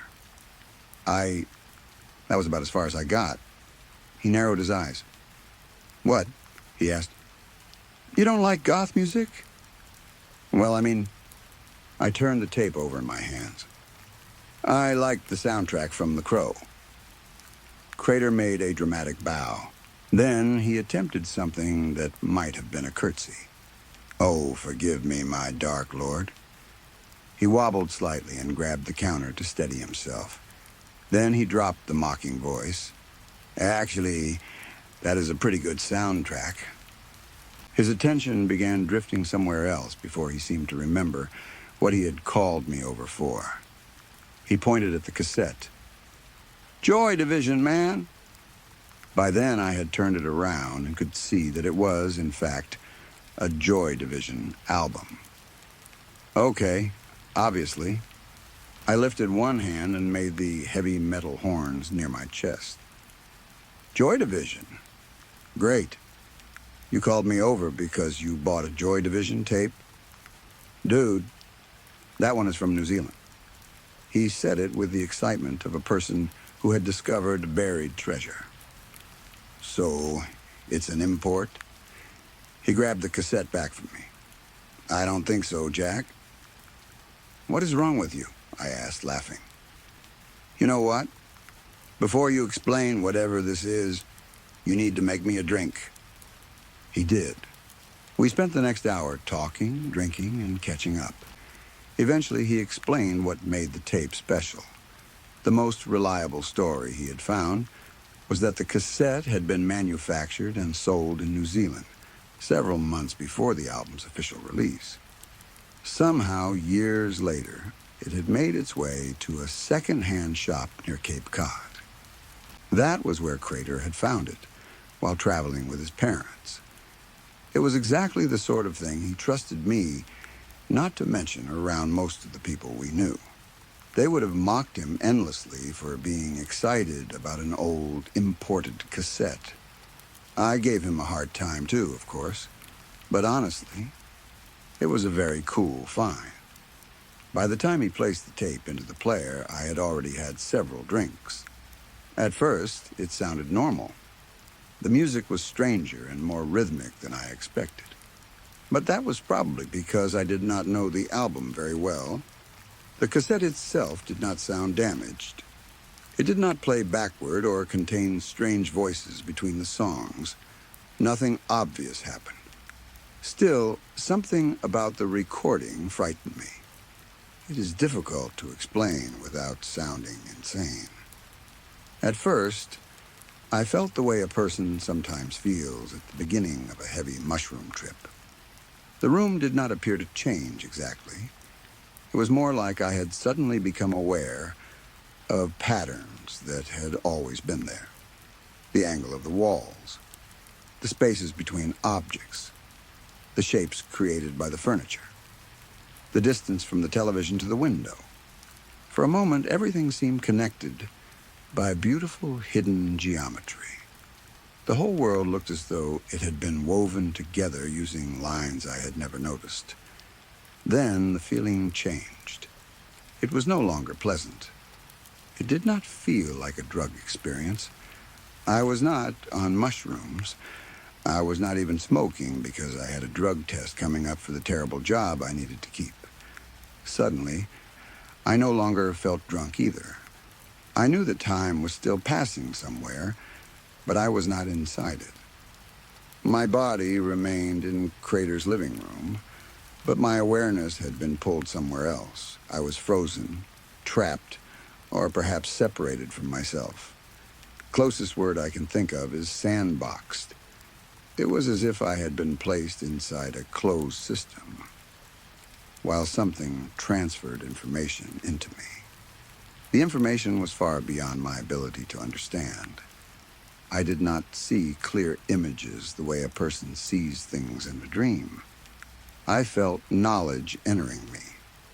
There were brief pieces I would remember later: Egypt, tombs, pyramids, machines hidden inside stone structures, detailed plans for buildings I had never seen, mechanical systems that could not possibly have existed when those structures were built.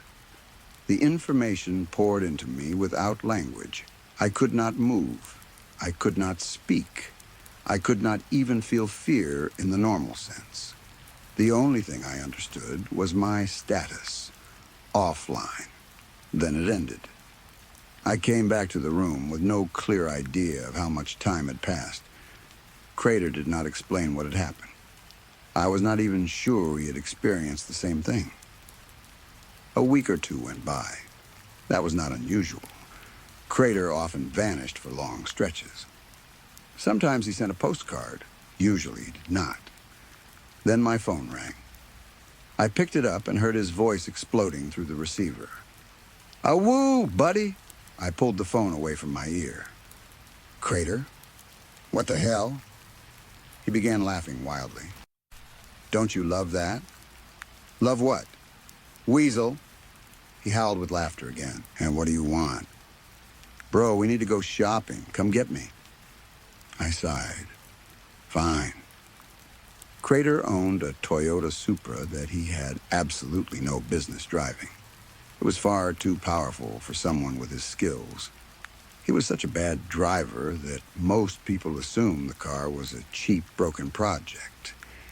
If they had known how much money he had put into it, they would have been shocked. It did not matter at the time because Crater had 3 more months before he could legally get his driver's license back. That meant we were using my Ford. My Tempo had more storage space anyway.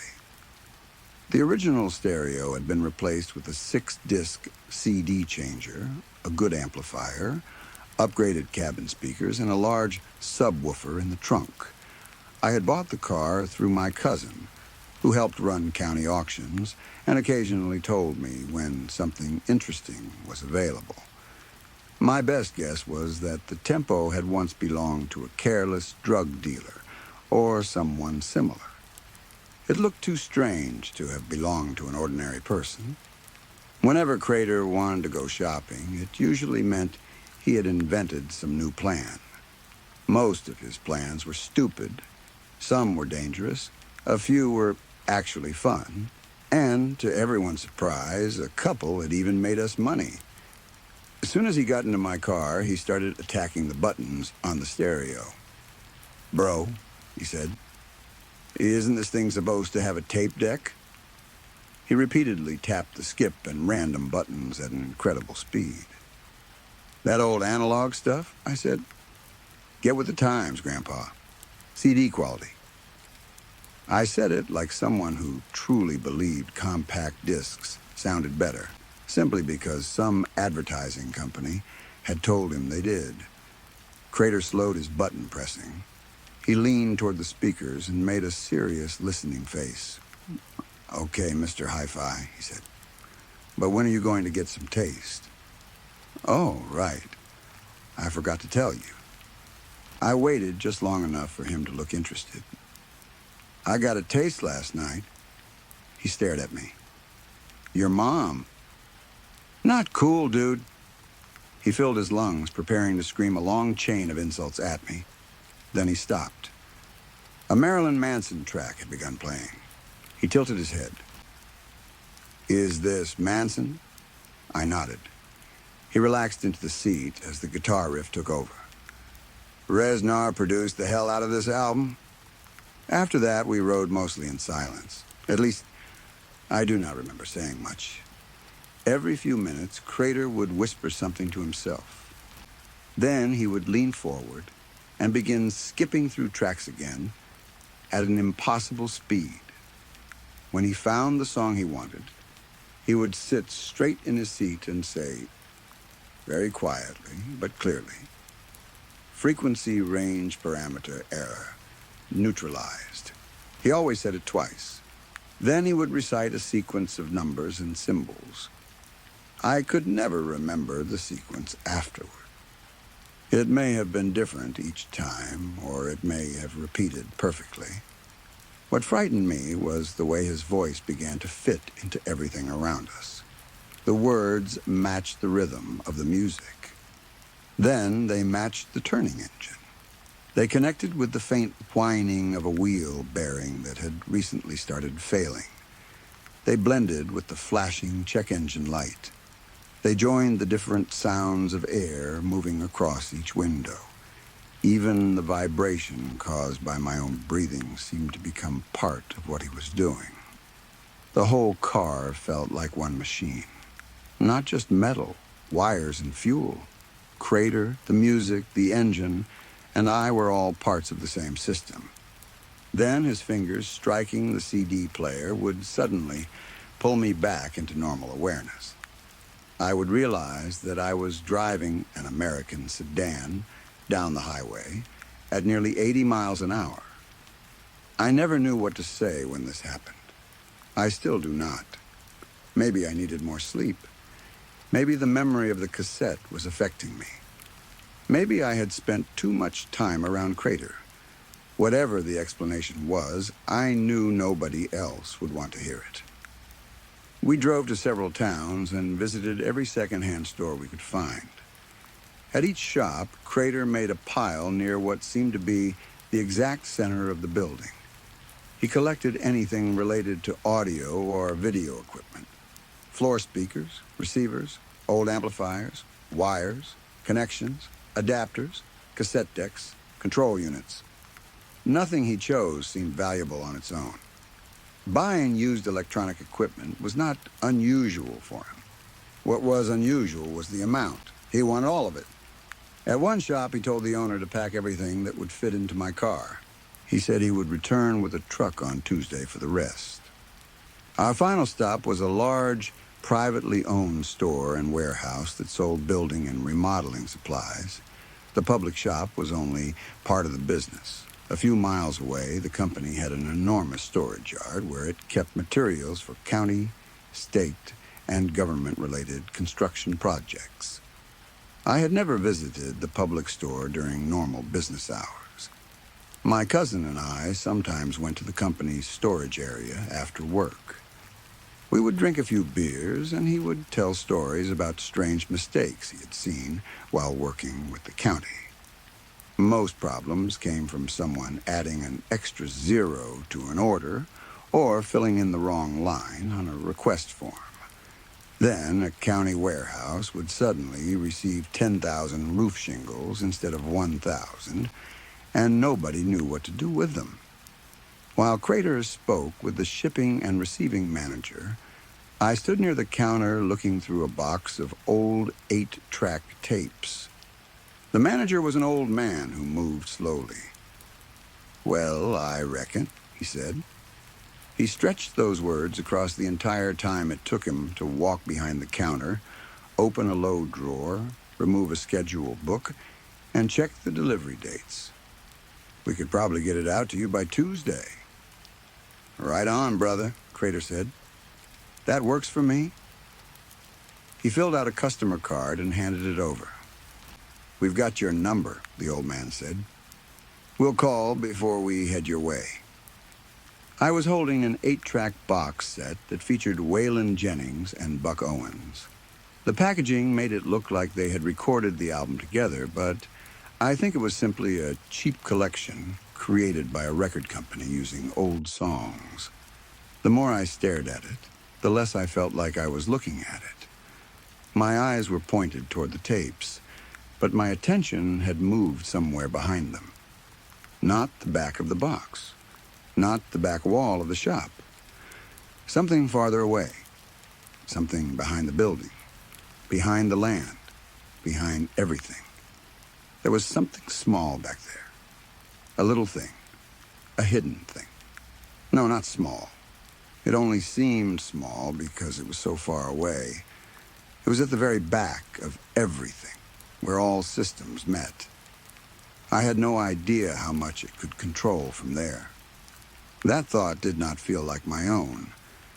It played through my mind like film moving behind two black metal eyes. The eyes barely moved, but they expanded and shrank in slow pulses, as though breathing. Then my view changed. I seemed to move backward without moving my body. Beyond the box of 8 tracks, I saw a crater and the old man standing in light coming through the dirty warehouse windows. The light looked like sunset, even though I could not remember whether it was that late. Crater glowed in gold and deep red. The old man seemed smaller than before, made from thin pieces of dark blue and violet light. For a moment, I wondered whether he was really a man. Crater leaned closer to him. "The basin is strong," Crater said. "Double-ended, approximately 70 inches long. Original full-shank cast-iron feet." He smiled and held out his hand. "You have been of great service in this procurement. May she always smile upon your path." I blinked. The strange vision vanished. I snapped my head toward them just in time to hear the old man reply, "I hope it's a good one for you. Should still have some good years left in it." I looked around the store. No one reacted. No customer stared. No employee paused. Had nobody heard what Crater had said? Maybe I had misunderstood him. Maybe the words had only sounded strange because I had not been paying attention. I did not have time to think about it for long. A quiet feeling of dread had started growing in me. All I could think about was the drive home. How bad would it be? Would Crater whisper those numbers again? Would the car become part of whatever system he was building? As we pulled from the parking lot, the CD changer switched to a Steely Dan album my uncle had given me. The music began softly. Crater listened for only a few seconds. "Sufficient," he said. Then he fell asleep immediately. I mean immediately. 1 second, he was awake. The next, his head had dropped against the seat. By the time we reached his trailer, it was dark. I parked and shook his shoulder. "Wake up. I'll help carry this stuff inside, but I'm not doing all of it alone." He yawned and turned slightly in the passenger seat. "Take it back to the bungalows." I stared at him. "Okay, you're lucky it didn't rain. Which one?" "Take us to 3. The bungalows were deeper on the family property. I had seen them before from a distance, though I had never spent much time near them. They were arranged across the higher section of the land, separated by patches of trees and dirt paths. That night, something was different. I wish I could explain how I got from driving Crater home to standing near the pit. There are pieces of that memory I do not have. I remember the car. I remember the dirt road. I remember Crater saying to take us to Bungalow 3. Then I remember the pit. An antique clawfoot bathtub sat at the bottom of a shallow hole.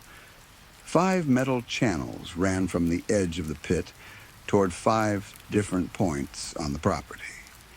They were aligned with the 5 bungalows in the shape of a pentagram. Symbols had been cut into the metal. The channels were filled with something glowing and molten. At each point stood a pole. A broken, bloodied body had been placed on every pole. 5 men. Each one was positioned above a metal channel so the blood running from him would flow toward the bathtub. A control device had been taped to each man's hand. A cable from every device led to the cab of a large piece of construction machinery. Excavators, loaders, other machines I could not identify. Each machine repeatedly moved forward and crushed its operator against the pole. Then, somehow, the dying man's arm would rise. His thumb or finger would press the control. The machine would reverse. When it had moved far enough back, it would charge forward and hit him again, over and over. The men should have been dead. Maybe they were. Still, they screamed each time the machine struck them. At all 5 points, clusters of speakers faced downward into the pit. Larger speaker stacks stood in front of the bungalows. Each stack was made from cabinets, containing 4 enormous 15-inch speakers. The bass was so powerful that it moved my body. Each wave pushed me slightly backward.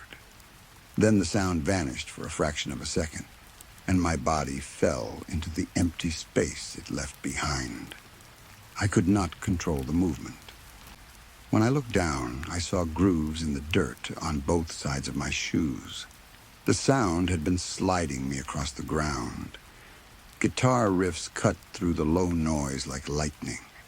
Each time a guitar note struck, the cymbals carved into the metal channels began to glow. The light traveled along the channels toward the bathtub, and inside that tub was Crater. My best friend was naked. At first the tub was nearly empty. Then the glowing mixture began dripping into it. Crater screamed as if he were being cooked alive. A second later, the scream became wild laughter. Then it became a joyful howl. Agony and pleasure passed through him again and again, as though he were switching between 2 different settings. His mouth opened and closed like a fish pulled from water. Between his gasps, I heard the Joy Division album, Closer. It sounded as though it were playing from a small DeWalt worksite radio somewhere inside his skull. I moved closer. I do not know why. Terror should have driven me away, but the scene was too complex and too impossible to ignore. It felt like I was witnessing a machine that had been designed by something which did not understand the difference between engineering, religion, sex, and murder. The construction operators were still moving. Their machines continued crushing them against the poles. Their bodies released blood into the channels. The sound of metal, engines, broken flesh, and liquid reminded me of a large seafood factory where fish were processed into frozen sticks. Then I noticed a boundary. It surrounded the ritual area. Outside the boundary, everything looked terrible, but physically understandable. Men were being crushed by machines. Blood was flowing through metal channels. Speakers were producing unbearable noise. Inside the boundary, the world was different. I stepped through. For 1 second, I could see both realities at the same time. Outside, the men were trapped and being killed by their machinery. Inside, the men and machines were involved in some impossible mating ritual. Metal rods extended and pulled back. The machines opened holes that had not existed before. The men's bodies changed, growing new organs and limbs in an attempt to connect with every part of the machines. Oil sprayed, blood flowed, pistons moved. The men and machines attacked each other with terrible violence, yet they were also working together. They were creating something. A thick substance of blood, oil, molten metal, and bodily fluid ran from them into the glowing channels. It flowed toward the pit. It dripped into the bathtub. The mixture should have burned through the tub. Instead, the old cast iron seemed to absorb and hold it. Crater looked different inside the boundary. He was no longer thrashing like a dying man. He floated upright in the tub as though invisible supports held him in place. The transformation had begun. Each time a certain guitar chord moved through the air, I could see it. The sound became visible. It struck Crater's body like a tool. For brief moments, his skin turned transparent. I saw his bones break. Then they rebuilt themselves around mechanical parts. Metal systems unfolded inside his chest. New joints formed. Wires moved along his spine. Symbols identical to the ones carved into the channels appeared across the new metal pieces inside him, burned into them with perfect precision. It was beginning to make sense. That was the worst part. Some piece of my mind understood what the ritual was doing. The tape was not music. Not only music, it was an instruction set. The electronics Crater had bought were not random. They were components. The bathtub was a basin. The construction materials, speakers, machines, and bodies were all necessary parts of a manufacturing process. Crater was trying to build himself again, not as a human, as something else. The understanding entered my mind, but I could not hold it. It was too much. The sound was too loud. The world was split into different versions that were beginning to merge. I felt pressure building inside my bones. The reality within the boundary was not made for a body like mine. Oh, I should not have been standing there. I wanted to help Crater, but I had no idea whether he was being murdered or whether everything was happening because he wanted it. Then I heard a new sound. Police sirens.